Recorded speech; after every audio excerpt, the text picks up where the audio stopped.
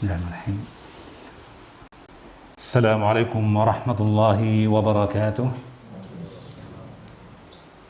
Innal hamdalillah nahmaduhu wa nasta'inuhu wa nastaghfiruh wa na'udzu billahi min shururi anfusina wa min sayyiati a'malina. May yahdihillahu fala mudilla lahu wa may yudlil fala hadiya lahu. Asyhadu an la ilaha illallah wahdahu la syarika lahu وأشهد أن محمدًا عبده ورسوله يا أيها الذين آمنوا اتقوا الله حق تقاته ولا تموتن إلا وأنتم مسلمون يا أيها الناس اتقوا ربكم الذي خلقكم من نفس واحدة وخلق منها زوجها وبث منهما رجالًا كثيرًا ونساء واتقوا الله الذي تساءلون به والأرحام إن الله كان عليكم رقيبا أما بعد فإن أصدق الحديث كتاب الله وخير الهدى هدى محمد صلى الله عليه وسلم وشر الأمور محدثاتها وكل بدعة ضلالة. Ikhwani fi din, akramani Allah wa iyyakum. Hadirin yang dirahmati Allah Subhanahu wa taala, kita memuji Allah Subhanahu wa taala dan bersyukur hanya kepadanya atas segala limpahan nikmat dan karunia dari Allah Subhanahu wa taala. Dan tentu saja kita menyadari akan apa yang telah Allah datangkan kepada kita seluruhnya dari ujian, musibah dan cobaan, secara khusus dari berkembangnya penyakit COVID-19 yang akan menjadi salah satu dari tema pembahasan kita pada pagi hari ini. Ya, kita meyakini bahwa tidaklah terjadi kecuali apa yang menjadi kehendak Allah Subhanahu wa taala.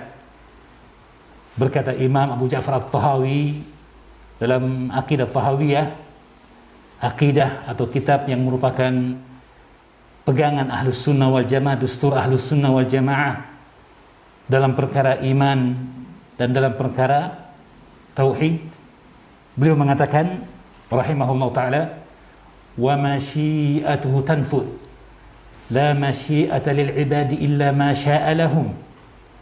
Di antara pokok akidah Ahlus Sunnah wal Jamaah, pokok yang berpegang di atasnya Imam Abu Hanifah Nu'man bin Thabit Al-Kufi, salah seorang dari imam madzhab yang 4 yang terkemuka.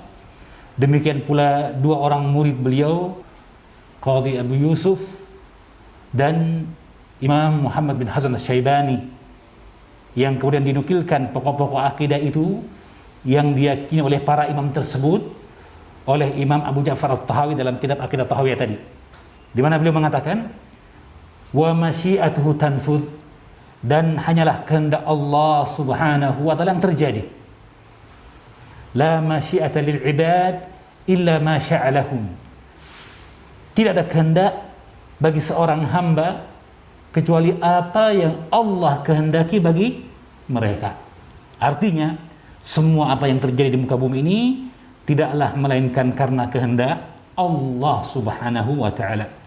Maka dari sekian di tengah berkembangnya wabah pandemi ini, kita masih diberikan kesempatan untuk saling tawasaw bil haqq, tawasaw bis sabr, wa tawasaw bil marhamah dalam majelis kita ini yang dihadiri oleh beberapa ikhwah kita di sini secara langsung, dan mungkin dihadiri oleh sebahagian yang lainnya melalui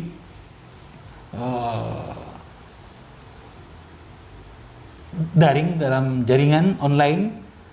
Ya, yang penting adalah bahwa kita ingatkan kembali, dalam musibah pandemi COVID-19 ini kita masih diberikan kesempatan dan kesehatan oleh Allah Subhanahu wa taala untuk melaksanakan aktivitas yang ijma' mereka, kesepakatan mereka, ataupun dari usaha berfikir yang mereka lakukan yang disebut dengan ijtihad dalam menuntaskan permasalahan, dalam menghadapi permasalahan yang berkaitan dengan COVID-19 atau new normal ini. Ya, maka kalau berbicara tentang pandangan syariat, maka kita akan mengingatkan tentang dalil syariat dari Al-Quran maupun Sunnah Nabi dan perkataan para ulama tersebut. Ya. Adapun tentang new normal, maka ini perlu untuk kita cermati dengan lebih mendalam, meskipun mungkin tidak sampai rinci, tapi paling tidak kita memahami apa yang dimaksud dengan new normal itu. Meskipun dia tentunya sudah berkembang di kalangan masyarakat dunia sekarang ini tentang new normal itu. Namun yang ingin saya sampaikan bahwa tentang new normal,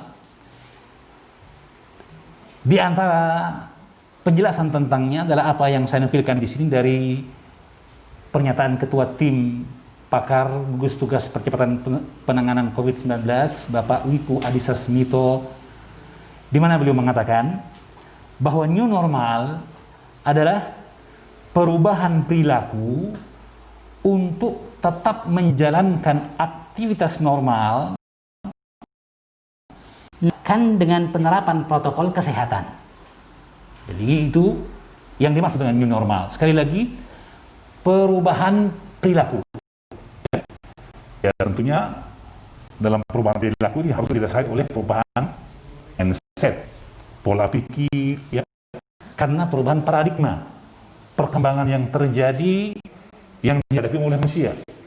Dan di antara perkara yang merupakan anugerah Allah Subhanahu wa Ta'ala kepada manusia adalah kemampuan mereka untuk menyesuaikan diri dan lingkungan. Ini anugerah dari Allah Subhanahu wa Ta'ala. Dan baginda Nabi dalam hadis yang sahih, telah sering kita ingatkan, menyebutkan dan mengisyaratkan akan hal itu ketika beliau menyebutkan tentang adab memberikan nama. Adab memberikan nama, ya. Nama adalah apa yang dipakai oleh seseorang untuk mengenalkan dirinya, kan begitu ya? Kata baginda Nabi sallallahu alaihi wasallam yang sahih, asdaqul asma ahabul asma'i ila Allah Abdullah Abdurrahman. Nama yang paling Allah cintai adalah Abdullah dan Abdurrahman. Wa asdaquha, dan nama yang paling jujur adalah Al-Harith wal Hammam. Al-Harith wal Hammam, ya. Nama yang paling jujur adalah Al-Harith, yang kalau diartikan Al-Harith bahasa Arab ini artinya al-amil, orang yang beramal, terus bekerja, berbuat, bertindak, ya. Wal Hammam, orang yang memiliki hasrat yang kuat, cita-cita, punya obsesi yang tinggi. Hammam, ya. Isyarat dalam hadis ini menunjukkan kepada kita bahwa dua sifat yang merupakan sifat manusia adalah beramal dan bercita-cita. Beramal dan bercita-cita, ya. Nah, jika ada anak yang diberikan nama dengan nama yang mengandung makna ini, dinyatakan oleh Allah Subhanahu wa Ta'ala melalui lisan Nabi-Nya sallallahu alaihi wasallam sebagai apa? Nama yang paling jujur. Jujur artinya apa? Sesuai betul dengan keadaan real dari manusia itu. Manusia tidak bisa untuk tidak bergerak. Manusia tidak bisa untuk tidak berusaha. Dan manusia haruslah punya cita-cita yang ia berusaha untuk meraih cita-cita, obsesi dan harapan itu dengan usaha tadi. Intinya berarti manusia akan terus berkembang, menyesuaikan diri dengan lingkungan dan keadaan. Itu sifat manusia, subhanallah, ya. Maka demikianlah yang dimaksud dengan new normal, ya.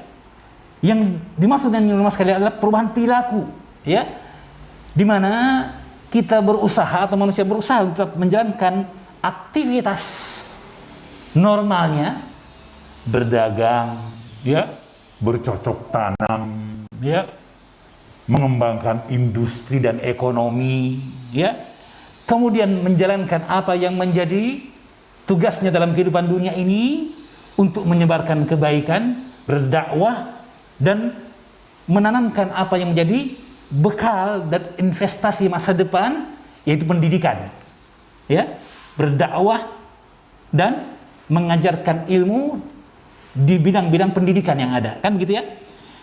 Ini yang dimaksud dengan kehidupan tersebut. Tetapi ya, atau normal tadi. Tetapi dia berbeda dengan keadaan sebelum berkembangnya penyakit pandemi COVID-19 ini. Kenapa? Karena haruslah menerapkan protokol kesehatan, penyesuaian diri dengan keadaan baru tadi. Ini yang dimaksud dengan new normal, ya. Ini sesungguhnya dimaksud dengan new normal, ya. Jadi ikhwan fillah, kalimat normal yang ada pada kata new normal yang dimaksudkan adalah bagaimana mengembalikan kehidupan manusia dengan segala aktivitasnya. Karena terbukti dan kita rasakan sendiri bagaimana ketika diterapkan protokol ketat, PSBB, lockdown, kita dapatkan tentu saja banyak perkara-perkara yang timbul, ya, efek samping dari penerapan protokol kesehatan yang ketat tersebut, ya. Mandeknya ekonomi tentu saja, ya. Kemudian bahkan, ya, terjadinya gangguan sosial sampai kita dapatkan adanya orang-orang yang stres, orang yang bunuh diri dan sebagainya, kan gitu ya. Itu perkara yang tidak bisa dipungkiri. Adapun kita sendiri dari kacamata agama tentu saja melihat bagaimana terhentinya kegiatan ibadah di masjid, sholat jamaah, bahkan sholat Jum'ah, bahkan, ya, perayaan-perayaan hari raya, syiar-syiar Islam yang di dalamnya ditekankan tentang perkara penghambaan diri kepada Allah Subhanahu wa Ta'ala secara kolosal, ya, secara banyak dengan orang yang banyak, ya, ini kemudian dihentikan, ya, menjadi perkara yang ditinggalkan dan terlarang. Jelas, ya? Bahkan apa yang menjadi proses dari dakwah itu sendiri yaitu ta'lim, pengajaran, majelis taklim yang diliburkan, pondok-pondok pesantren yang diliburkan dan lain sebagainya.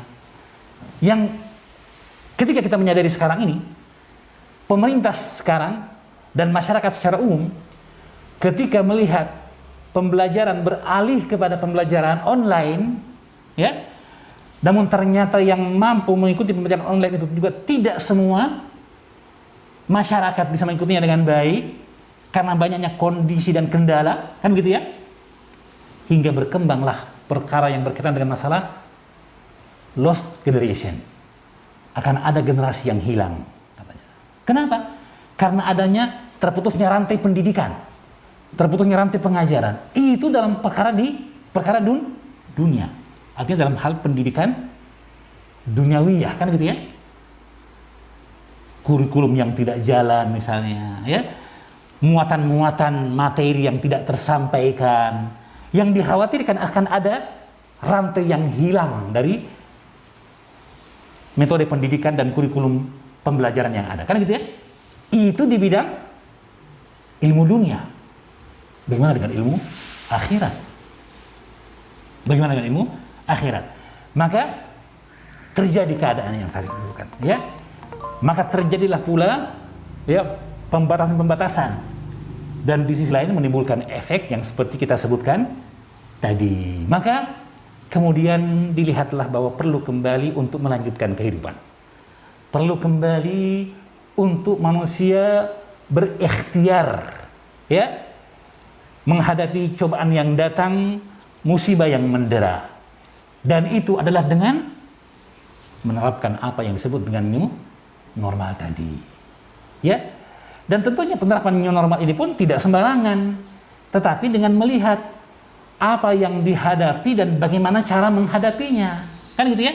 Ya, karena yang dihadapi ini bukan perampok, ya, bukan maling, ya, bukan musuh yang terlihat, maka juga penanganannya pun membutuhkan metode-metode tersendiri. Inilah yang kemudian dirumuskan oleh para ahli medis dan pakar kesehatan masyarakat dengan protokol kesehatan. Nah, akan menerapkan itu, ya, dalam kehidupan tadi demi keberlangsungan hidup manusia, berjalannya aktivitas untuk meminimalisir, mengurangi efek dan dampak dari, ya, mandeknya ekonomi, ya, adapun perubahan sosial dan goncangan-goncangan yang terjadi, maka tetapkanlah new normal. Jadi ini bagian dari strategi manusia bagian dari melaksanakan apa yang diperintahkan Allah untuk berikhtiar, ya, adalah para sahabat Nabi ridwanullah alaihim ajma'in. Mereka bertanya kepada Nabi sallallahu alaihi wasallam tentang apa yang kita dapatkan dari takdir dan ketentuan Allah Subhanahu wa taala. Apa yang didapat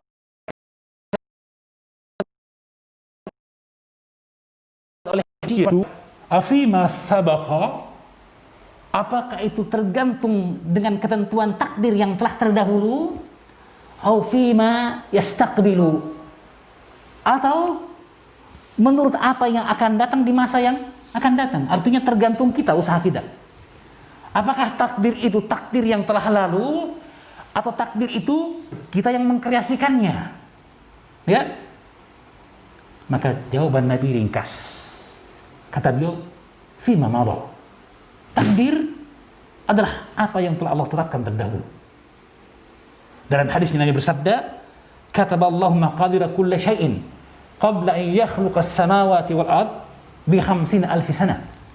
Allah telah menetapkan takdir, ya, dan menuliskannya, ya, takdir dari segala sesuatu 50.000 tahun sebelum penciptaan langit dan bumi. Ini takdir telah dahulu, ya. Jadi bukan kita yang mengkreasikan takdir itu, ya. Kita yang berinovasi untuk, ya, menetapkannya dan menjadikannya. Tidak. Takdir adalah ketentuan Allah Subhanahu wa taala. Tetapi apa kata Nabi sallallahu alaihi wasallam ketika bertanya lebih lanjut? Ya Rasulullah, fa fil amal? Wahai baginda Nabi sallallahu alaihi wasallam, lalu kalau begitu untuk apa kita beramal? Fa fimal amal? Kata Nabi, i'malu fa kullun muyassarun lima khuliqa lah. Beramallah kalian karena semuanya akan dimudahkan kepada apa yang telah menjadi takdir dan ketetapan penciptaannya terdahulu. Subhanallah. Takdir dirahasiakan oleh Allah Subhanahu wa taala. Maka kita diperintahkan beramal. Keimanan kepada takdir tidak menafikan amal. Bahkan dengan amal itulah kita menuju takdir kita. Jelas ya? Dengan amal itulah kita menuju takdir kita. Fa kullun muyassarun lima khuliqalah. Semua akan dimudahkan kepada apa yang menjadi takdir penciptaannya. Maka ikhwani fi din azanallahu wa yakum, ya. Sekali lagi Islam menuntunkan kita untuk berikhtiar, ya kan? Islam menuntunkan kita untuk beramal, ya. Nah, kalau begitu new normal ini adalah kemutlakan. Ya. Dan dari kalimat new normal itu sendiri kita fahami bahwa dia bukanlah normal yang sebelumnya. Ini yang harus dipahami. Sebagian orang ketika mendapatkan kalimat new normal, maka ia menganggap bahwa perkara telah kembali seperti sedia kala lah. Ya. Oleh karena itu sebagian pakar juga sedikit mengkritik istilah new normal. Karena mereka mengatakan cenderung yang menjadi pegangan normalnya gitu. Ya, mereka tidak lihat bahwa new normal itu normal dengan protokol. Ya, terabaikan protokolnya, maunya kembali kepada normal saja. Sehingga mereka bahkan memberikan nama, ya, new abnormal. Suatu perkara abnormal yang di luar kenormalan yang baru gitu. Ya. Barunya karena harus dihadapi, ya, dengan protokol kesehatan. Ini pendapat sebagian orang. Tapi kami memandang bahwa dalam istilah usul fikih kita diajarkan la musyahata fil istilah. Perkara istilah itu perkara yang tidak perlu terlalu diperdebatkan. Perkara istilah itu luas. Yang penting apa yang dimaksud dengan istilah tersebut, kan gitu ya. Ya, intinya apa? Bagaimana kita menerapkan protokol kesehatan dalam kehidupan kita. Nah, itu perkara yang dimaksud dengan new normal, ya.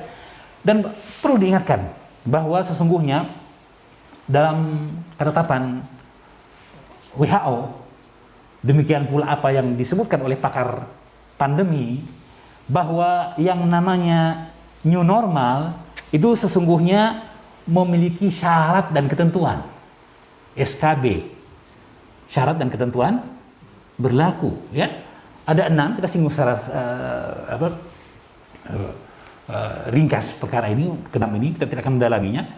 Hanya untuk memberikan gambaran kepada kita bahwa kalaupun dikatakan new normal, apakah bisa diterapkan atau ditetapkan sekarang kita dalam fase new normal, atau jangan-jangan belum terpenuhi ketentuan new normal itu. Dan kalau belum terpenuhi, apa yang harus kita lakukan? Kalau sudah terpenuhi, maka kita akan berbicara tentang masalah new normal itu sendiri. Jelas ya? Ya.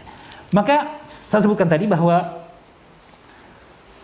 WHO maupun para pakar epidemiologi ya telah menetapkan batasan 6 syarat penerapan new normal itu. Saya nukilkan di sini pernyataan dari Bapak Tri Yunis Miko Wahyono, Kepala Departemen Epidemiologi FKEM Fakultas Kesehatan Masyarakat Universitas Indonesia. Ya, mungkin antum bertanya, ini pengajian atau kuliah? Mohon maaf ya. Ada seorang datang kepada Al-Hafidh Ibnu Hajar Al-Asqalani rahimahullah ta'ala. Ya, seorang yang non-muslim.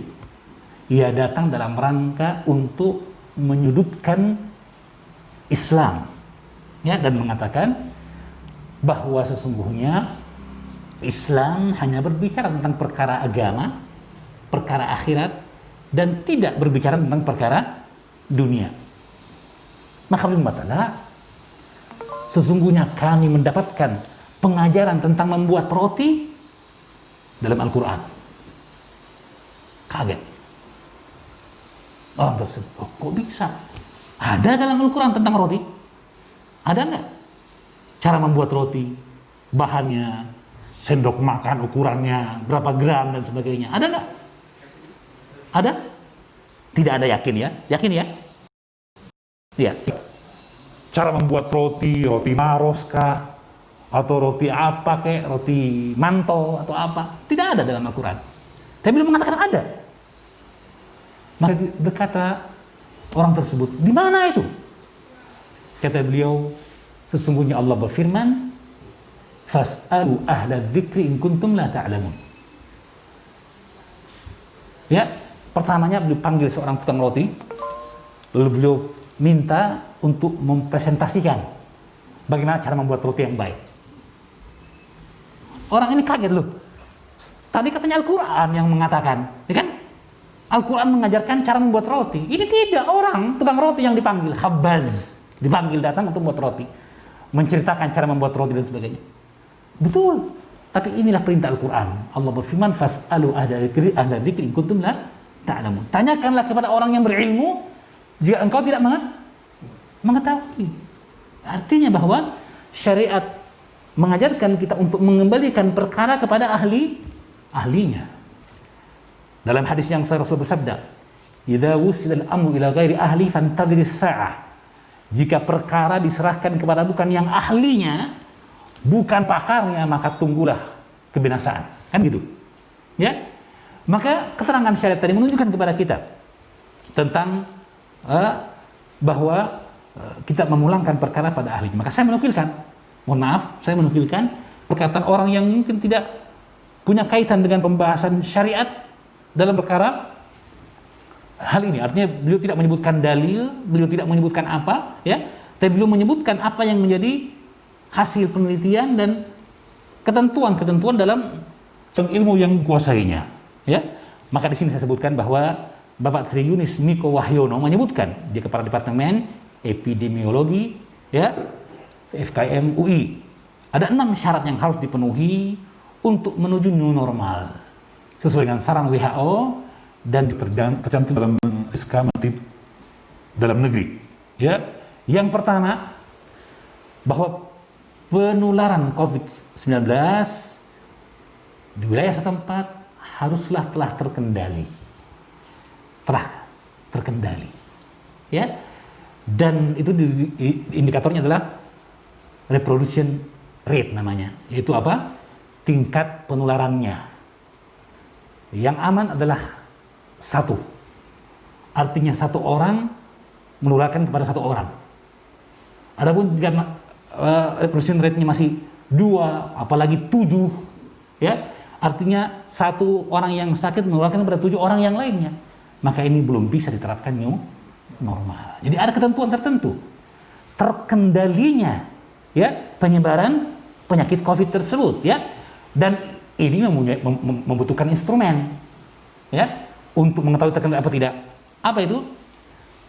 Banyaknya pengetesan, baik yang rapid test atau PCR ya. Artinya banyak pengujian ya. Kemudian jika ada terdeteksi sakit, dilakukan tracing, pelacakan ya. Siapa yang berhubungan dengan dia, melakukan kontak langsung dan sebagainya. Dengan itu bisa diketahui dengan cepat ya. Sayang sekali perkara ini masih lemah di negara kita ya. Itu yang pertama. Penularan COVID telah terkendali. Yang kedua, kapasitas infrastruktur kesehatan, ketercukupan ruang isolasi, ketercukupan rumah sakit penanganan COVID, ketercukupan tenaga medis yang menanganinya, ya, dan tentu saja apa yang menjadi bagian dari treatment, pengobatan, ya. Kita dapatkan berita bahwa di sebagian tempat rumah sakit yang menangani COVID-19 itu kekurangan obat-obatan, sehingga pasien hanya dirawat dengan vitamin saja dan makanan. Ya. Ini tentu saja kelalaian. Ya. Kalau tidak dia di rumahnya saja kalau begitu. Ya. Tapi kan sekarang diangkut, dibawa dan sebagainya. Dan ini berarti masih ada masalah. Ya. Jadi ketercukupan infrastruktur kesehatan itu perkara yang kedua. Ya. Kemudian perkara yang ketiga, kemampuan menekan kasus impor. Artinya kasus yang dibawa atau penyakit yang dibawa dari orang yang berada di luar daerah setempat. Ya, turis ya yang datang, baik turis asing maupun turis domestik misalnya. Perpindahan gerak dari penyakit dan penyebarannya. Terbentuknya klaster-klaster ya yang baru ya. Maka ini semua ya harus bisa ditekan ya. Harus bisa ditekan ya. Dengan pencegahan dini, ya, pengawasan tentu saja, dan yang paling parah bukan hanya di negara kita adalah penegakan hukum terhadap pelanggar ketentuan. Kan gitu ya? Ya. Peraturan jika tidak ada konsekuensi dari pelanggar peraturan itu, maka ibarat singa ompong, ya kan? Ya, orang dengan mudah untuk melanggar, ya. Orang mudah untuk mengabaikan, hukum dibentuk sebenarnya kan untuk pencegahan itu. Oleh karena dalam syariat Islam, di pandangan para ulama, ketika tidak berlaku syariat Islam di sebuah negara, paham ya? Ketika tidak berlaku syariat Islam di sebuah negara, apakah itu berarti kita tidak boleh mengangkat permasalahan kepada ya lembaga kehakiman? Paham ya? Ada orang dicuri, jangan melapor polisi. Ada orang yang dianiaya, jangan. Apakah itu berarti demikian? Ketika tidak berlaku hukum syariat, ya, jawabannya tidak. Kita tetap boleh mengangkat permasalahan hukum tersebut, ya, dan berharap mendapatkan keadilan hukum dengan bentuk hukum yang terjadi. Bukan karena beriman kepadanya, tidak. Paham ya? Bukan karena beriman kepadanya, bukan. Tapi karena kita menginginkan agar terjaganya hak-hak dan dikembalikannya kezaliman, dan itu tidak akan terjadi tanpa ada penegakan hukumnya, enggak? Ya. Kalau setiap pembunuh tidak dihukum karena katakan tidak berlaku hukum qisas, setiap pencuri tidak dihukum karena tidak ada berlaku hukum potong tangan, maka yang tersebar apa? Pencurian dan pembunuhan. Kan gitu ya? Ya. Maka ada hukum meskipun itu tidak ideal, tetap bisa menjadi perangkat untuk menjalankan disiplin, perlindungan hak-hak dan sebagainya. Paham ya? Maka dalam bab inilah para ulama mengatakan tidak mengapa. Paham ya? Ya. Ini menunjukkan kepada kita pentingnya penerapan hukum. Paham ya? Jangan dihukum orang yang masuk mengangkat masalah dikatakan bahwa dia kafir. Ya kan? Berhukum dengan selain hukum Allah, dia tidak beriman dengannya. Ya. tetapi tidak akan mungkin dikembalikan atau tidak ada usaha untuk bisa mengembalikan hak kecuali dengannya. Paham ya? Untuk kemudian dihormatinya hak-hak, untuk diberikan pelajaran dan hukuman kepada pelaku kejahatan. Paham ya? Maka dia menggunakan metode tersebut. Jelas ya? Dan ternyata didapatkan hasil meskipun tidak seideal yang kita harapkan. Ya enggak? Ada enggak hasilnya? Terjadi enggak keamanan jika ada pemberlakuan hukuman bagi pelanggarnya? Terjadi enggak? Enggak. Ketertiban sama seperti dalam rumah tangga kita, anak-anak kita. Ya, tanpa hukuman juga tidak akan bisa disiplin, kan gitu ya. Tetapi tentunya hukuman pun diberlakukan dengan penuh kebijaksanaan. Nah, jadi intinya ikhwani fiddin, ya, perkara-perkara tadi ini berkaitan pula dengan apa yang kita sebutkan tadi. Ya. Sekarang akhir-akhir ini, mohon maaf, ya.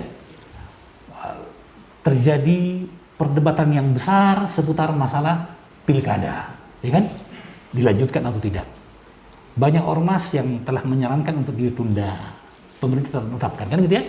Terlebih dari itu bahwa kita mengatakan semuanya melihat kepada dampak buruk yang ditimbulkan, plus minus dari perkara tersebut. Jelas ya?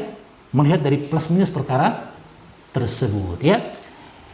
Dan inti yang paling pokok adalah bahwa selama tidak ada penerapan hukum, ya, maka usaha apapun yang kita lakukan akan bisa menjadi sia-sia atau tidak ada efek positifnya karena tidak berlakunya kedisiplinan, ya. Jadi ini perkara yang ketiga, ya, kemampuan menekan kasus impor dengan cara pendeteksian, pencegahan dini, pengawasan yang baik, ya, dan lain sebagainya. Yang keempat,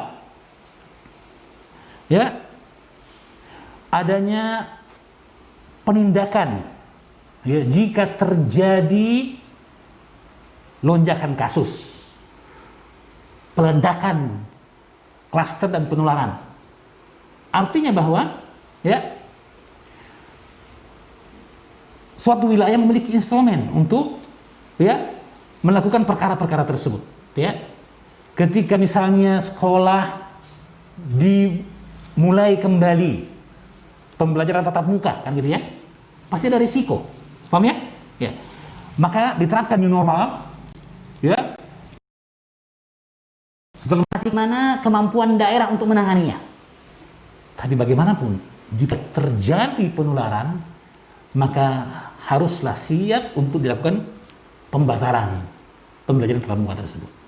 Tidak boleh ada yang protes, terlanjur nih, tak kalah nih, tidak, ya.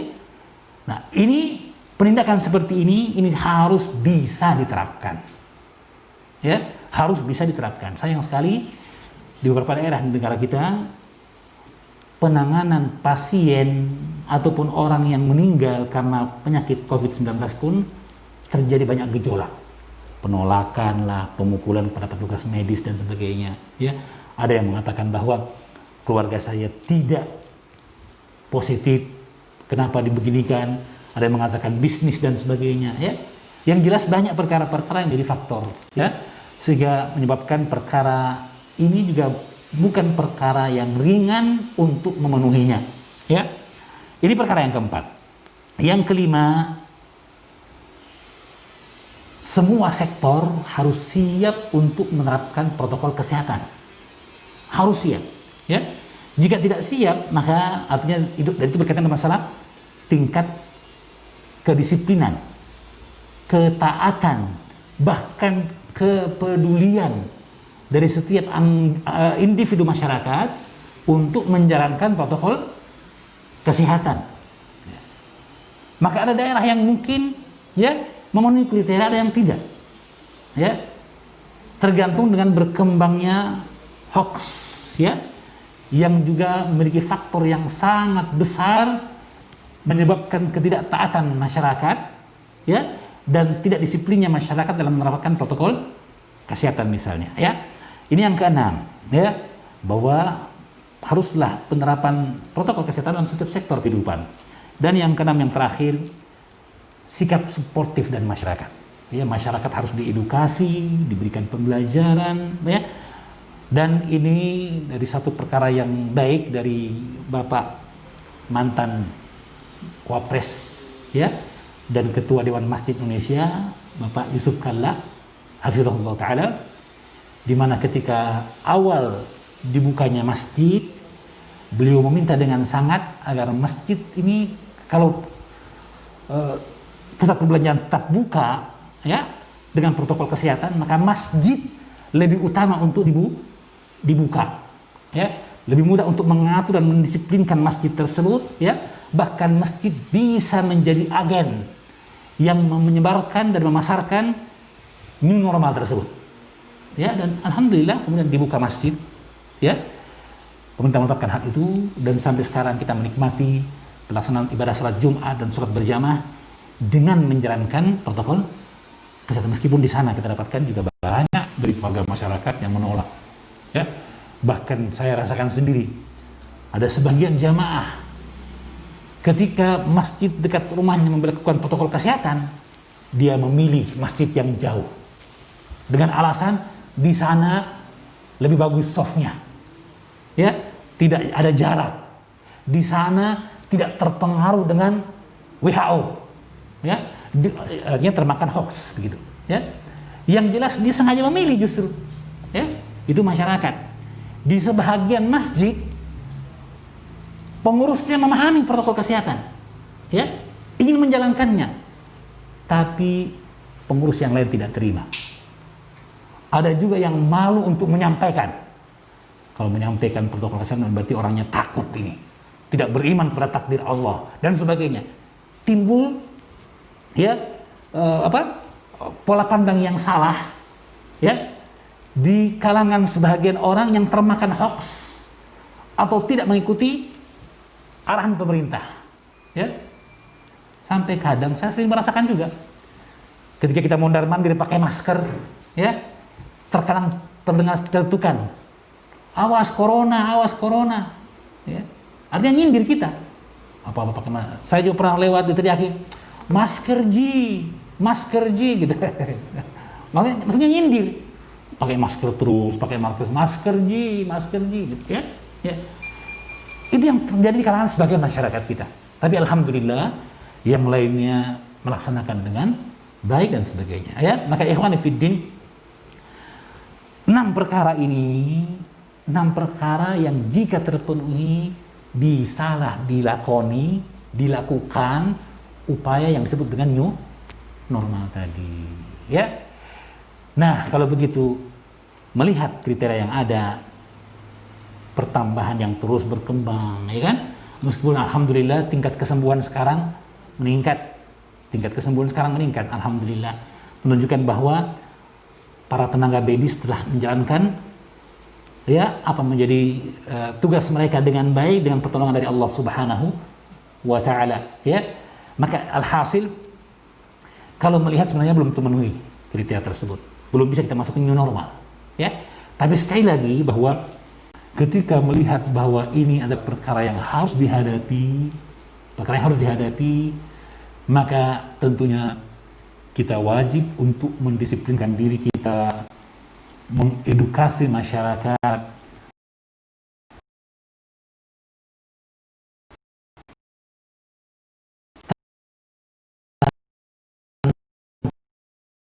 makanya, apalagi yang tidak terkendali, yang banyak dan tidak terkendali.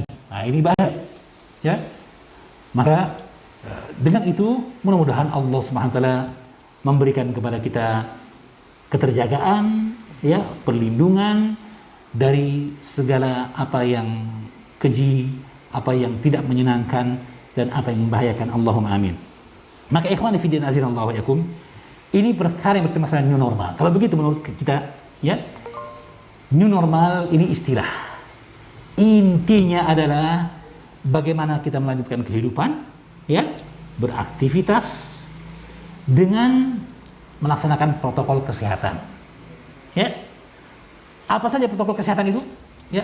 Tatkala virus corona ini, penyebab penyakit COVID-19 ini telah diketahui keadaannya, sifat dan tabiatnya, meskipun ada pun sedikit perdebatan di kalangan para ulama, para ilmuwan ya, Seperti misalnya apakah dia airborne, ya, bisa terjangkit lewat udara atau hanya droplet saja dan sebagainya.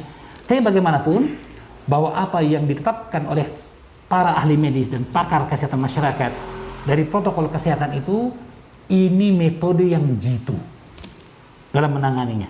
Ya, di antaranya 3M. Ada yang tahu 3M di sini? 3M. Ya, memakai masker, mencuci tangan, dan menjaga jarak. Ya, 3M. Ya, ini perkara yang sangat efektif dalam penyebarannya. Ya, bahkan kemudian kita dapatkan bagaimana animasi tentang kemungkinan persentase kemungkinan, ya, terjangkit seorang dengan COVID-19 itu ketika seorang bermasker bertemu dengan orang bermasker, orang yang tidak bermasker dengan yang bermasker, dan seterusnya. Kan didapatkan dengan mudah sekarang ini, ya, penjelasannya dengan gamblang. Tetapi tadi, ya, penerimaan seseorang tergantung dengan kadar hoax, ya, yang ia terima, ya, kepercayaannya kepada apa yang diterangkan oleh, ya, para pakar tadi, ya. Dan sangat disayangkan sebagian orang menanamkan sikap ketidaktaatan dengan dasar agama. Perlu catat ini. Sebagian orang menanamkan sikap ketidaktaatan pada protokol kesehatan itu dengan atas apa? Atas nama agama, gitu. Maka kita akan paparkan nanti dalam kesempatan yang ada insyaallah taala, ya, bahwa justru agama sejalan dengan protokol kesehatan. Ya, maka ikhwan fillah azinallahu, ini tentang istilah new normal. Ya, kembali kepada topik bahasan kita, ya, yaitu tentang tinjauan syariat, ya, terhadap pandangan syariat terhadap new normal. Pandangan syariat terhadap new normal. Maka tentu saja ikhwan fillah azinallahu yakum, perkara pertama yang tadi kita ingatkan di awal pembahasan adalah keimanan akan takdir dan ketentuan Allah Subhanahu wa taala. Ini perkara yang haruslah senantiasa menjadi pegangan seorang muslim. Ya. Dan ini perkara yang telah dipaparkan oleh para ulama kita, Syekh Abdul Razak, Profesor Dr. Abdul Razak dan Musa Al-Abbad dalam wasaya al-ashr, dalam wasiat yang 10 lil wiqayati min virus corona, 10 wasiat untuk terlindungi dari virus corona, ya. Beliau punya risalah tentang hal itu, ya. Kemudian juga dalam risalah beliau yang lain yang ringkas virus corona waqafat, ya. Beliau sebutkan adanya 6 sikap penting dalam menghadapi virus corona, dan banyak lagi dari para ulama yang menulis tentang COVID-19 ini, bagaimana menghadapinya dan menyikapinya secara syariat, di bawah tinjauan syariat. Kita akan dapatkan mereka berbicara dengan jelas, gamblang, terang tentang perkara iman kepada takdir Allah Subhanahu wa ta'ala. Dan ketahuilah, keimanan kepada takdir ini di antara faktor yang mendatangkan ketenangan pada diri seorang mukmin. Ya, keimanan kepada takdir menyebabkan pula ia senantiasa ridha dan berserah diri akan ketentuan Allah Subhanahu wa ta'ala. Ini perkara paling penting dalam menghadapi virus corona maupun dalam treatment, pengobatan lanjutan bagi orang yang terinfeksi virus corona, ya, yang disebut dengan healing medicine, pengobatan spiritual, ya, ini sangat penting, ya.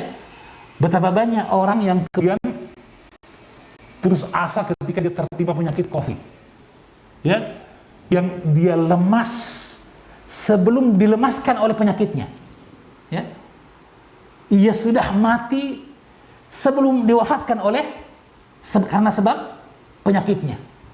Berapa banyak orang seperti itu, ya. Dan di antara perkara yang diingatkan oleh pakar-pakar kesehatan adalah kecemasan berlebihan dan ketakutan yang tidak kalah beratnya, ya, yang bisa menjadi faktor, ya, berkembangnya penyakit COVID-19 itu sendiri. Artinya seorang menjadi sakit sebelum dia sakit, ya, karena ketakutannya, ya. Dan jika pun dia terkena penyakit akan semakin parah. Ya, kalau orang berbicara sekarang bahwa kebanyakan dari orang yang meninggal dari penyakit, yang terpapar penyakit COVID-19 adalah orang yang punya komorbid, punya penyakit penyerta. Paham ya? Punya penyakit penyerta, ya, gula dan sebagainya, ya. Tapi ketahuilah bahwa yang paling banyak kalau kita mau detailkan lagi adalah justru penyakit kejiwaan. Ya. Dia sudah kalah bertarung, ya, sebelum ia melakukan upaya penyembuhan itu, ya, dia sudah putus asa. Dan ini perkara yang tentu saja sangat berbahaya. Nah, kalau begitu, bagaimana cara menghilangkan perkara tadi? Iman kepada takdir Allah. Adalah Nabi SAW menyampaikan kepada sahabat Abdullah bin Abbas, yang ketika itu usia beliau belumlah usia akil balik, belum dewasa, belum mimpi basah, belum. Diwasiatkan kepada Nabi oleh Nabi kepadanya, wa'lam anna al-ummata law ijtama'u ala yanfa'uka bi syai'in lam yanfa'uka illa bi syai'in qad kataba Allah laka wa in ijtama'u ala yadhurruka bi syai'in lam yadhurruka illa bi syai'in qad kataba Allah 'alaika. Ketahuilah wahai Ibnu Abbas, umat seluruhnya ini jika mereka bersepakat untuk memberikan padamu manfaat, tidak akan datang padamu manfaat kecuali apa yang Allah tetapkan bagimu. Dan jika umat seluruhnya bersepakat untuk memberikan padamu mudarat, tidak akan engkau dapatkan dari mudarat kecuali apa yang Allah tetapkan atasmu. Dalam riwayat yang lain, selain kita riwayat Imam Tirmidzi, wa fi riwayat ghairi Tirmidzi, wa'lam anna ma akhfaq lam yakun yusibak wa ma asabak lam yakun yukhti'ak. Ketahuilah, apa yang luput darimu tidak akan mungkin akan menimpamu. Ya? Allah tetapkan engkau terjaga, terlindungi dari musibah itu. Maka tidak akan ada seorang pun yang mampu mendatangkannya bagimu. Sebaliknya, apa yang Allah tetapkan menimpa engkau tidak akan mungkin luput darimu. Paham ya? Tidak ada istilah tembakan tidak sengaja. Kalau manusia mungkin, ya kan? Tidak sengaja tertembak, ya kan? Manusia kan gitu ya? Karena ilmu yang terbatas. Adapun kita yakin bahwa penyakit dari Allah Subhanahu wa Ta'ala, maka Allah tidaklah salah dalam menempatkan perkara itu. Paham ya? Maka apa yang Allah timpakan pada hambanya pasti akan didapatkan, dan tidak ada siapapun yang mampu untuk menolak dan menghindar darinya. Dan apa yang Allah lindungi seorang hamba darinya, tidak ada seorang pun akan mampu mendatangkannya. Ini perkara yang berkaitan masalah iman. Ini saya kira sudah selesai, ya. Seharusnya terpati dalam hati setiap muslim. Hanya perkara kedua yang paling penting, bahwa bagian dari iman kepada takdir Allah Subhanahu wa Ta'ala adalah kita berikhtiar. Tadi disebutkan i'malu, beramal. Ya. Ini bagian dari takdir Allah Subhanahu wa Ta'ala. Akhdhul asbab huwa min qadarillah. Mengambil sebab-sebab, ya, itu bagian dari takdir Allah Subhanahu wa Ta'ala. Mana tadinya? Kisah seorang sahabat Nabi yang datang kepada Nabi menghadiri majlis beliau di masjid dalam keadaan meninggalkan ontaknya tidak terikat. Maka Nabi memerintahkan ia untuk mengikatnya. Ia mengatakan, ontaku aku pasrahkan kepada Allah Subhanahu wa ta'ala. Atawakkal ala Allah. Saya bertawakal kepada Allah, sudah pasrahkan kepada Allah. Kata Nabi, iqilha wa tawakkal ala Allah. Ikat dulu baru tawakal kepada Allah. Ya. Ini menunjukkan akhdul asbab. Dan dalam pembahasan tauhid kita dapatkan keterangan para ulama salaf di mana mereka mengatakan al-i'timad al-i'rad 'anil asbab qadhun fi syariah. Seorang yang berpaling dari sebab, tidak perlu dengan sebab. Paham ya? Ini qadhun fi syariah. Ini celaan pada syariat. Ia mengabaikan rambu-rambu syariat. Ia meninggalkan ketentuan syariat. Ya, syariat datang untuk menyelamatkan kita, kan gitu ya. Allah mengutus rasulnya dan mengutus seluruh para rasul untuk mengeluarkan umatnya dari kegelapan jahiliyah kepada cahaya iman. Asbab. Paham ya? Rasul mengatakan, tadawu ya ibadallah, berobatlah wahai hamba Allah. Allah berfirman, wala tulqu biaidikum ila tahlukah. Jangan bawa diri kalian pada kebinasaan. Allah berfirman, wala taqtulu anfusakum innallaha kana bikum rahimah. Jangan kalian membunuh diri kalian. Allah penyayang kepada kalian. Ini semua akhdul asbab. Sekali lagi, syariat menuntun kita kepada mengambil sebab.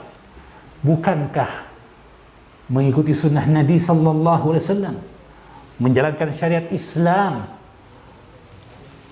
ya, melaksanakan, mengaplikasikan tuntunan ya Islam itu dalam kehidupan sehari-hari merupakan sebab keselamatan. Ya, Imam Malik ya mengingatkan bahwa as-sunnatu safinah. Sunnah itu adalah perahu. Ya, man rakibaha naja. Safinatu Nuh, dia adalah perahu Nabi Nuh. Siapa yang naik ke atasnya dia selamat. Barang siapa yang tidak naik maka dia akan tenggelam, kan gitu ya. Sebab intinya kan semua menunjukkan kepada kita bahwa syariat menuntun kita kepada sebab. Ya. Semua perkara syariat ya, ibadatan wa muamalah, baik itu ibadah maupun muamalah. Ya. Baik itu perkara akhlak maupun hukum-hukum. Semuanya adalah akhdul asbab. Maka betullah mauqif dari Umar bin Khattab radhiyallahu taala anhu. Ketika beliau akan menerapkan hukum potong tangan pada seorang pencuri. Lalu sang pencuri mengatakan, ya, apakah engkau innama asriqu biqadarillah? Sesungguhnya aku mencuri kan karena takdir Allah. Jika Allah tidak takdirkan, aku tidak akan mencuri. Ia beralasan, berkelit. Apa kata Umar bin Khattab? Ya, na'am, betul. Wa naqta'u yadaka biqadarillah. Namun kita pun potong tangan pemberlakuan hukum syariat kepadamu juga karena takdir Allah, kan gitu ya. Secara khusus dalam kisah ta'un, wabah yang melanda di zaman Khalifah Umar bin Khattab yang terbunuh karenanya beberapa orang sahabat. Maka ketika Umar bin Khattab akan berangkat dengan pasukannya menuju Syam dan mendapatkan berita di sana bahwa di Syam sedang berkembang penyakit wabah, maka beliau perintahkan pasukannya untuk kembali ke Madinah. Maka Abu Ubaidah bin Jarrah, sahabat Nabi, berkata, "Ma hadza ya Umar?" Apa ini wahai Umar? Afiraran min qadarillah? Apakah engkau lari dari takdir Allah? Kamu takut akan takdir Allah? Qala Umar, berkata Umar bin Khattab radhiyallahu ta'ala anhu, "Na'am." Ya. Nafirru min qadarillah ila qadarillah. Betul? Kita lari nih sekarang. Lari meninggalkan takdir Allah tapi menuju takdir Allah yang lain. Berikan contoh. Bukankah seorang pengembala jika ia mendapatkan dua lembah, yang satu lembah yang subur penuh dengan rumputan, dan yang satu lembah yang tandus, tidak ada tanaman sedikit pun. Bukankah jika ia mengembalakan ke lembah yang subur ataupun ke lembah yang tandus, semuanya karena takdir Allah?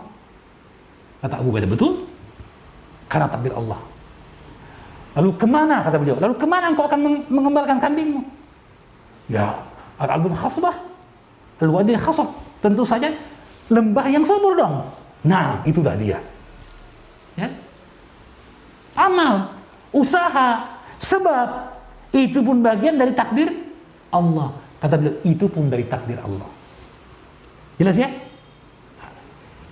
Sebagian orang yang dengan atas nama agama, beliau sebutkan tadi, atas nama agama, menyebarkan ketidakpedulian terhadap protokol kesehatan misalnya, memberikan keraguan-raguan terhadap penerapan protokol kesehatan, ya, jangankan perkara dunia, bahkan dalam apalagi perkara agama, kan ya.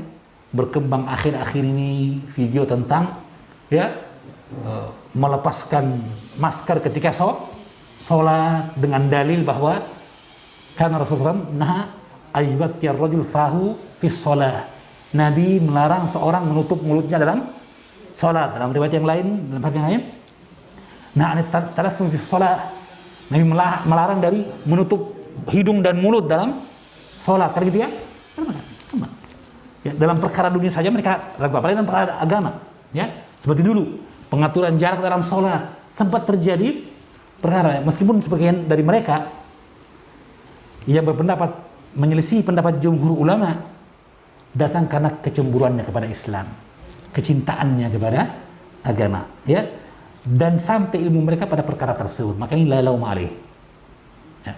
Tapi sebagian lagi malah mendiskreditkan dengan tujuan-tujuan yang lain, ya, mengangkat isu-isu yang tidak patut, yang tidak ada hubungan sama sekali, bahwa ini usaha untuk menjauhkan umat Islam dari masjid lah, ini adalah bukti bahwa paham komunis telah berkembang lah, macam-macam, ya, yang tidak ada hubungan sebab akibatnya, ya. Maka yang seperti ini, ikhwani fiddin, tentu datang dari kejahilan, ya. Adapun yang tadi, ya, karena ijtihad, karena yang lainnya dan sebagainya, kita dapatkan bahwa para ulama yang mungkin berpendapat seperti itu, kemudian rujuk dari pendapatnya, mengikuti pendapat jumhur ulama. Alhasil, ikhwani fiddin azanillahu wa yakum, jika dalam perkara dunia saja terjadi keraguan-raguan, apalagi dalam perkara agama, karena mereka berpikir atas dasar agama, kan gitu ya, atas dasar agama. Nah, sayang sekali, ya, diabaikan keterangan-keterangan yang datang dari para ulama tentang perkara tersebut. Imam Ibnu Qayyim al-Jauziyah menyebutkan dalam Tibbun Nabawi bahwa pengobatan Nabi itu ada dua. Tibbu al-waqa'i, ya, pengobatan preventif, ya, wa tibbul ilaji, dan pengobatan yang sifatnya kuratif, kan gitu ya. Paham ya? Preventif dan kuratif. Pencegahan dan perawatan dan pengendalian setelah terjangkitnya penyakit, kan gitu ya? Ya. Sekarang berobat tadi, bukankah bagian dari takdir Allah? Akhlul asbab, ya. Bahkan Nabi sallallahu alaihi wasallam balagha fi akhlil asbab, ya. Beliau sampai pada tingkat penjelasan yang tinggi dalam menerangkan pentingnya mengambil asbab, sampai belum memberikan tuntunan dan contoh dalam perkara, ya, yang menunjukkan kepada kita bahwa akhdul asbab tidaklah menafikan takdir, bahkan bagian dari keimanan kepada takdir Allah Subhanahu wa taala. Contohnya dalam peperangan, ya, dalam peperangan, dalam perang Uhud, Nabi sallallahu alaihi wasallam memakai dua baju perang. Perang Uhud terjadi di Bukit Uhud, ya, dan menghadapi pasukan orang-orang kafir Quraisy di Bukit Uhud itu adalah keputusan yang diambil oleh baginda Nabi sallallahu alaihi wasallam setelah bermusyawarah dengan para sahabatnya. Awalnya Nabi SAW berhasrat untuk menghadapi kaum kafir Quraisy di kota Madinah langsung. Kenapa? Karena kita tahu bahwa orang kafir Quraisy ingin membalas kekalahan dalam perang Badar. Maka mereka mengerahkan kekuatan lebih banyak dari sebelumnya. Lebih banyak dari sebelumnya, kan gitu ya? Ya. Mengerahkan segenap kemampuan, ya, kekuatan senjata mereka untuk menghancurkan umat Islam. Maka tidak ada strategi yang paling jitu yang tidak oleh Rasulullah kecuali apa? Perang kota. Para sahabat terlindungi, terlindungi oleh bangunan mereka, ya, dan letak mereka lebih aman. Sementara musuh bisa dihadapi dari, ya, dalam keadaan tersembunyi tadi, dan musuh tidak punya pelindungan karena mereka tempat yang terbuka, kan gitu ya? Subhanallah. Itu yang diharapkan oleh Rasulullah. Dari para sahabat, ya, menginginkan untuk menyambut orang kafir Quraisy di Bukit Uhud. Maka Nabi mengambil keputusan itu, lalu pulang ke rumahnya mempersiapkan diri untuk berangkat ke Bukit Uhud memimpin pasukan. Sementara beliau bersiap, datanglah para sahabat, pembesar sahabat ke rumah Nabi SAW. Ya Rasulullah, wahai Rasulullah, kami setuju dengan saranmu. Kami ingin menghadapi kaum kafir Quraisy di kota Madinah saja. Perang kota kita inginkan. Ya? Apa kata Nabi SAW? La yambagi li nabiyyin idza labisa lamatayhi ay yakhla'ahuma. Tidak boleh bagi seorang nabi jika ia telah menggunakan dua baju besinya, dua lapis, untuk melepaskannya kembali. Keputusan sudah diambil. Itu intinya. Dan kalau kita lihat berarti bahwa Nabi SAW kasus ini menggunakan dua baju besi. Nabi Allah, kekasih Allah, orang yang paling kuat keimanannya kepada takdir dan ketetapan Allah Subhanahu wa taala, pun mengambil sebab pakai topi baja. Dan dalam kejadian perang Uhud lah baginda Nabi SAW terluka, ya, sujja ra'suhu wa qusirat rubaiyatuh, patah gigi rubaiyahnya dan terluka kepalanya, tertusuk tombak tembus pada mikfarnya, topi bajanya. Tapi dia pakai topi baja. Subhanallah. Ya. Maka ini menunjukkan kepada kita akhdul asbab, bagian dari iman kepada takdir Allah Subhanahu wa taala. Maka jika ini difahami oleh umat Islam, dua tip yang tadi, kalau kita mempelajari zikir dan doa yang diajarkan oleh Nabi sallallahu alaihi wasallam, mana mungkin kita akan mengabaikan protokol kesehatan. Catat ini.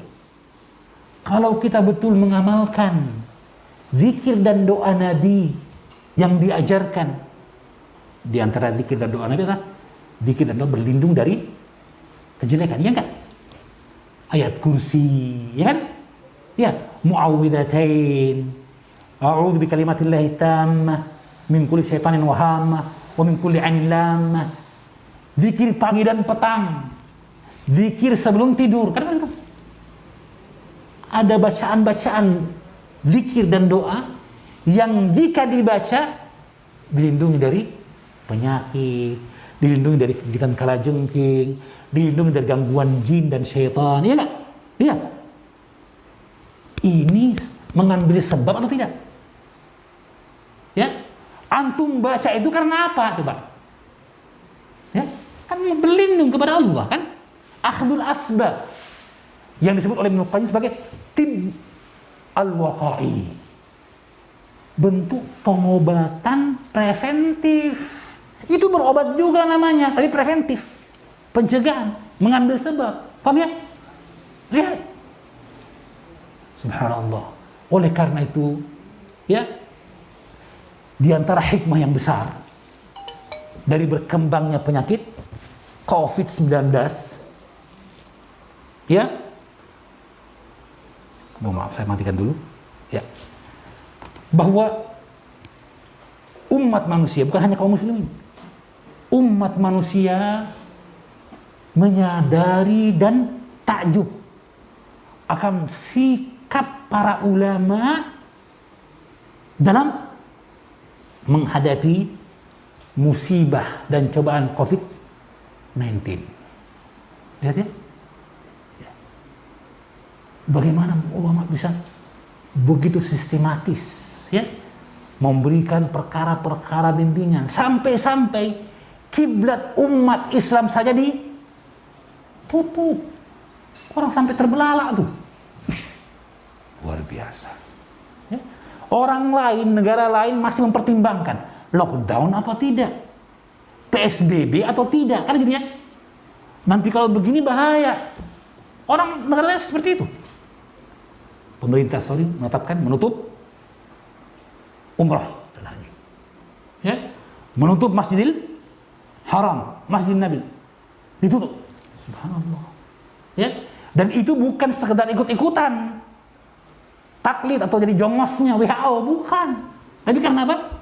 Pertimbangan. Disebutkan oleh Syekh Abdul Rahman As-Sudais bahwa qarar penetapan ditutupnya Masjidil Haram itu setelah melewati perdebatan yang panjang, presentasi dan pemaparan dari para dokter dan ahli medis di Saudi dengan para ulama. Diskusi mereka. Gimana? Ya? Kiblat yang akan ditutup ini. Paham ya? Aja pelaksanaan ibadah di sana. Kiblatnya nggak ditutup. Orang tetap sholat menghadap ke kiblat, paham ya?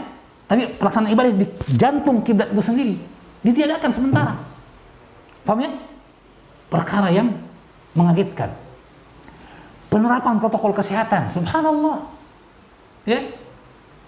Ini bukan perkara mudah. Bagi orang-orang yang dalam hatinya keimanan yang besar. Tapi ternyata berlangsung dengan sukses. Sukses enggak? Sukses kan?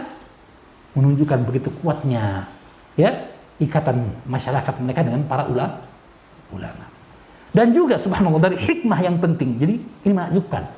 Ya, orang-orang lain, agama yang lain masih bingung mengendalikan. Umat Islam bisa menjalankan dengan tenang. Itu mas sayang sekali saya. Dengan new normal ini banyak orang melupakan usaha tadi. Udah lupa kenapa dulu Masjidil Haram ditutup. Paham ya? Ya. Kenapa? Apa hikmahnya sekarang? Kalau tetap seperti sedia keadaan kita sekarang ini, sementara kasus COVID-19 tetap bertambah, ya kan? Keliru kita, tidak mengambil hikmah dan pelajaran. Kemudian perkara yang kedua juga, di antara hikmah ya, yang besar dari berkembangnya COVID-19 adalah timbulnya gerakan-gerakan ya pembahasan ilmiah, kajian-kajian dan penelitian terhadap ya kehidupan beragama di tengah pandemi corona. Iya enggak? Ya. Timbul pemaparan fikih, berkembang itu. Para ulama langsung membahas bagaimana sikap Islam dan bagaimana cara beribadah dalam situasi pandemi corona. Dibuka buku-buku, gerakan luar biasa. Paham ya? Antum dapatkan itu di agama yang lain? Ya? Kalau antum mengatakan bahwa para dokter juga melibatkan, boleh jadi kesibukan para ulama dalam menggali khasanah ilmiah, ya, dalam berijtihad, mengkaji dalil syariat lebih repot, lebih lama dan prosesnya panjang dibanding para dokter dan ahli medis. Karena ini perkara surga dan neraka. Ya. Ini perkara agama, perkara keimanan, subhanallah. Ya. Di sini saya kumpulkan puluhan risalah-risalah ilmiah seputar corona. Ya. Di antara yang terakhir saya dapatkan, kitab yang bagus, ya, adalah Al-Qaul Sadid fi Ahkamil Waba' Al-Jadid. Al-Qaul Sadid fi Ahkamil Waba' Al-Jadid. Maksudnya virus corona.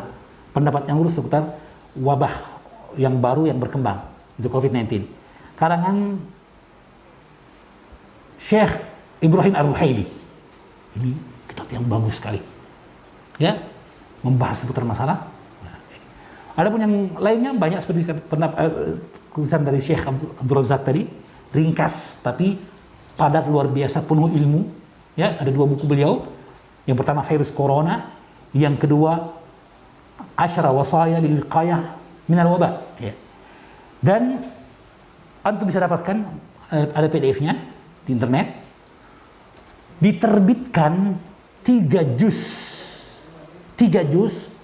risalah seputar ya buhuth atau penelitian-penelitian ilmiah berkaitan dengan masalah syariat seputar virus corona.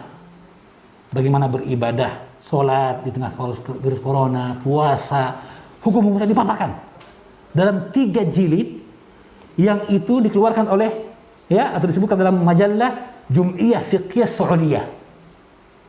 Ya.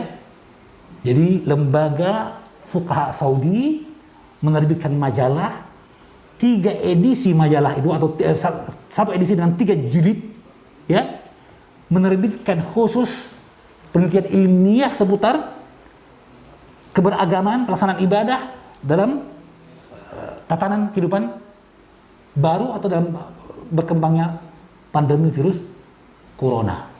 Ya.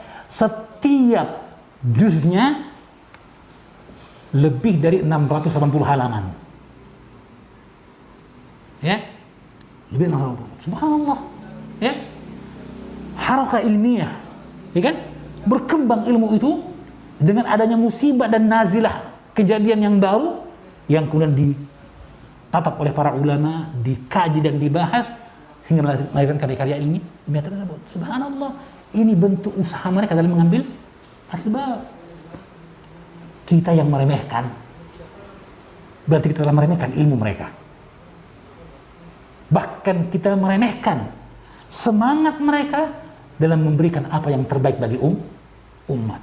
Mereka tentu bagaimana cara ini meluruskan shaf, bagaimana tentang masalah memakai masker dan sebagainya. Bahkan lebih dari itu, ya, masalah penyelenggaraan jenazah, ya, atau apakah orang yang bukan hanya positif terpapar, yang terindikasi terpapar, mereka bahas, mereka kaji, subhanallah. Ya, maka ikhwani fiddin, ini salah satu perkara yang mencengangkan, ya, ya. Cabang-cabang ilmu yang lain, bahkan pemeluk agama yang lainnya, bahwa Islam begitu detail, ya, dan mereka begitu bersemangat dalam mengkaji permasalahan lebih jauh ke depan dari mereka. Ya. Sebagian mereka yang mungkin tokoh-tokoh agama yang lainnya, kalaupun berbicara tentang masalah pandemi COVID-19 masih dalam tataran kesehatan semata, Facebook. Tapi para ulama dalam tataran ilahiyat, dalam perkara akidah, dalam perkara syariat, dalam perkara agama, yang harusnya umat Islam lah yang paling terdahulu untuk bersyukur, berbangga dan menerapkannya, ya enggak? Sekali lagi, bersyukur, berbangga dan mengharapkannya. Subhanallah. Ya, mengaplikasikannya. Kita lah ikhwan fillah. Ya. Oleh karena itu kalau bukan kita, siapa lagi? Kalau bukan sekarang, kapan lagi? Ya.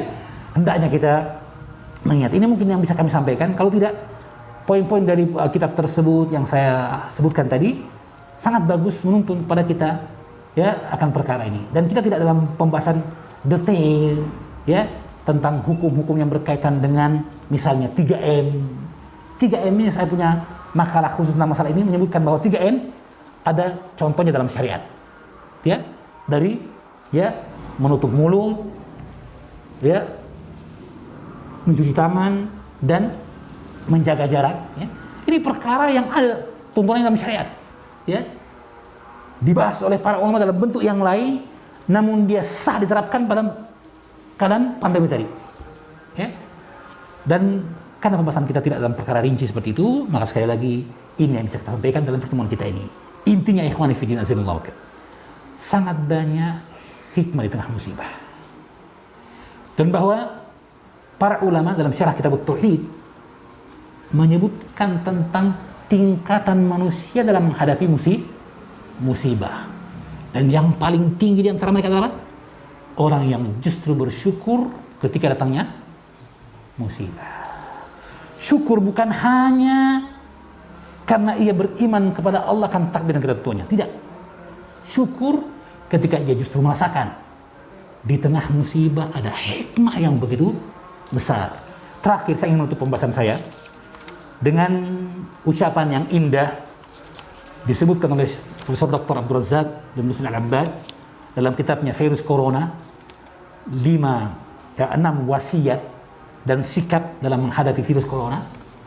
Beliau sebutkan apa yang disebutkan oleh Imam Az-Zahabi dalam Syiar Alam An-Nabla juz ke-7 halaman 112. Perhatikan baik-baik. Kana Syurai' Al-Qadhi yaqul, adalah Syurai' Al-Qadhi berkata, inni la usabu bil musibati, sesungguhnya aku tertimpa musibah. Fa ahmadullah ta'ala 'alaiha 4 marrat. Tetapi kemudian aku memuji Allah atas musibah yang menimpa aku itu 4 kali. Satu musibah justru dia memuji Allah 4 kali. Loh, kenapa begitu? Kata beliau, ahmaduhu idh lam yakun 'azama minha. Pertama, saya memuji Allah bahwa ternyata musibah yang menimpa ini ya masih lebih ringan. Bukanlah musibah yang lebih besar lagi. Itu pertama. Sebesar apapun musibah kita, pasti ada musibah yang lebih besar lagi. Maka bersyukurlah atas musibah yang menimpa kita bahwa dia tidak lebih besar dari musibah orang lain. Undur ila man huwa dunak wala tandur ila man huwa fawqak wa ajdaru alla tazdiru ni'matallahi 'alaikum. Hadis Abu Hurairah Muslim. Yang kedua, wa ahmaduhu id razaqani sabr 'alaiha. Saya memuji Allah karena saya masih diberikan kesabaran dalam menghadapi musibah. Kalau hilang sabar bahaya. Ya? Itu yang kedua. Pujian yang kedua. Yang pertama, bahwa musibah yang didapatkan seberapapun masih ada yang lebih berat lagi bagi orang lain, maka lebih ringan dari apa yang didapatkan. Yang kedua, karena diberikan kesabaran atas musibah. Yang ketiga, wahmaduhu id waffaqani lil istirja lima ard minas sawab. Aku diberikan taufik oleh Allah untuk istirja, mengucapkan apa? Inna lillahi wa inna ilaihi raji'un. Umar bin Khattab ketika menuliskan ayat ini mengatakan, ni'mal idlani wa ni'mal alawah. Sungguh idlan itu adalah beban yang ada pada onta kiri dan kanan. Ilawah atau alawah, beban yang di atas. Kata beliau, ni'mal idlani, 2 beban yang seimbang, yang paling indah yang Allah berikan, wa ni'mal ilawah, dan nikmat hadiah tambahan. Apa itu? Bahwa orang mengucapkan kalimat alladzina idza asabatuhum musibah qalu inna lillahi wa inna ilaihi raji'un ulaika alaihim salawatun min rabbihim wa rahmah wa ulaika humul muhtadun. Idlan yang pertama salawah min Allah azza wa jalla. Yang kedua wa rahmah, dan ilawah hadiahnya adalah apa? Hidayah dari Allah subhanahu wa ta'ala. Ini kata beliau. Jadi istirja saja adalah kesyukuran. Kita memuji Allah kemana? Ya. Yang keempat, yang terakhir, wahmaduhu idh lam yaj'alha fi dini. Saya bersyukur kepada Allah, memujinya bahwa musibah yang menimpa aku bukan dalam perkara agama, dunia. Mungkin rezeki menjadi sempit, mungkin kerabat keluargaku meninggal, mungkin usahaku bangkrut, tapi itu masih lebih baik daripada imanku yang bangkrut, daripada agamaku yang hancur berantakan. Nikmat yang terbesar yang merupakan kebinasaan adalah musibah pada agama. Maka di antara doa Nabi dalam doa penutup majelis, wala taj'al musibatana fi dinina, dan agar engkau tidak menjadikan musibah kami ya Allah dalam agama kami. Ya, ini perkataan Syurai' Al-Qadhi. Ya, kalimat yang indah. Tidaklah satu musibah menimpa kecuali ia bersyukur kepada Allah dan memujinya 4 kali. Ya, maka ikhwani fi din azanallahu yakum, sekali lagi apa yang kami sampaikan tadi, yang kami inginkan adalah mendorong kita untuk bisa menerapkan protokol kesehatan. Ya. Jadilah kita pionir-pionir. Ya. Contoh ujian yang berat yang mungkin bisa menjadi patokan kita dalam pertemuan terakhir ini adalah apa yang berkembang kemarin menjadi viral di media sosial, menjadi perkara yang besar di pemberitaan adalah hukum memakai masker bagi orang yang membawa kendaraan di mobil sendirian. Ingat? Tahu perkara itu? Heboh kan? Sampai orang-orang pada bicara, ngapain? Ibarat saya ini tidur di kamar sendirian, lalu pakai, mohon maaf, kondom, mohon maaf katanya. Saya nggak berbuat apa-apa kok. Kok butuh penjagaan? Apa gunanya? Atau saya tidak punya motor, tapi pakai helm kemana-mana. Kan begitu saja katanya. Masa di mobil sendiri loh, pakai masker. Kan gitu ya? Semua orang bicara. Tuh, dulu. Tapi lihat perkataan ahli epidemiologi. Apa kata mereka? Pakai masker.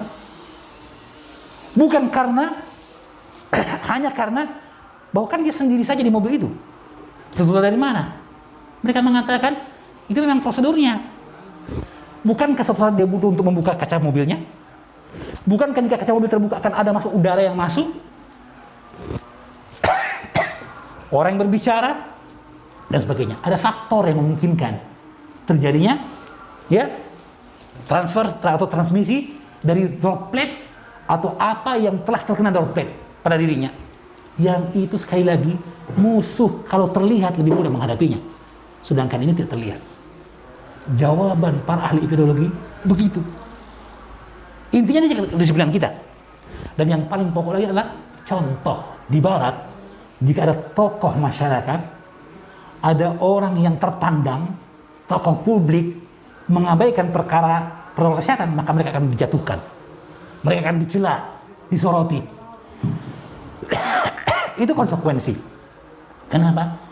Karena perkara yang paling penting dalam menerapkan aturan adalah qudwah sholihah, contoh dan suri teladan. Ya. Maka antum penuntut ilmu, antum kaum muslimin, sekali lagi lebih pantas untuk berbangga, bersyukur dan mengaplikasikan protokol kesehatan di tengah new normal ini. Paham ya? Ya.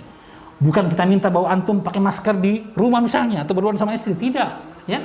Tapi maksudnya ada kemungkinan yang menyebabkan orang melihat kita tidak disiplin, maka tutupi itu dengan memakainya, ya. Dan tentu saja semua usaha itu hanyalah sebab. Dan sebagaimana kita berusaha dengan sebab yang disebutkan dari sebab penjagaan kesehatan, asbab al-kauniyah, jangan lupakan asbab syariah, zikir dan doa, ibadah dan ketaatan, taubat dan istighfar, jangan lupakan, karena itulah inti dari agama kita.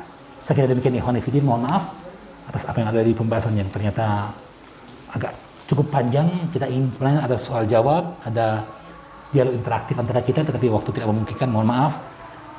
Yang benar dari Allah Subhanahu wa taala, yang saya dan dari syaitan, Allah dan sebab diri.